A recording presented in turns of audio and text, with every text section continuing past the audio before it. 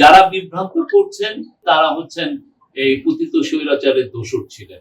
জানি সবাই ইলেকশনের জন্য অধীর আগ্রহে আছেন এবং সবাই ইলেকশনের অনেকে ক্যাম্পেইন করছেন, অনেকে ঢাকা শহর থেকে তাদের গ্রামে চলে গিয়েছেন, তাদের কেন্দ্রে চলে গিয়েছেন, সেখানে তারা ক্যাম্পেইনিং করছেন। আমরা তো সবাইকে দেখছি, আমি কাউকে পুরো জাতি এখন নির্বাচনের জন্য অধীর আগ্রহে আছে এবং নির্বাচনের ক্যাম্পেইন এমন কোনো জায়গায় নাই যে আমরা দেখছি না।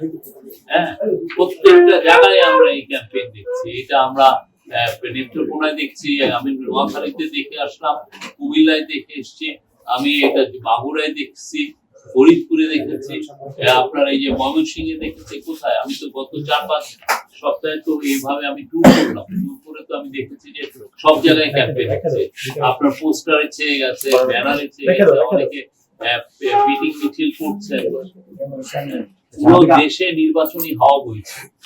যারা বিভ্রান্ত, আপনার নির্বাচন নিয়ে কোনো বিভ্রান্তি নাই, যারা বিভ্রান্ত করছেন তারা আপনি খুঁজে দেখবেন যে তারা হচ্ছেন এই পতিত স্বৈরাচারের দোসর ছিলেন। হয়তোবা তার কাছ থেকে পূর্বাচলের প্লট পেয়েছেন, নতুবা তার কাছ থেকে কোনোভাবে কোনো মনিটারি বেনিফিট পেয়েছেন, বা তার দ্বারা তারা সেই সময় খুব সুখে শান্তিতে ছিলেন বা অনেক ধরনের বেনিফিটস পেয়েছেন। নির্বাচন নিয়ে কোনো ধরনের কোনো বিভ্রান্তি, নির্বাচন ফেব্রুয়ারির প্রথমার্ধে।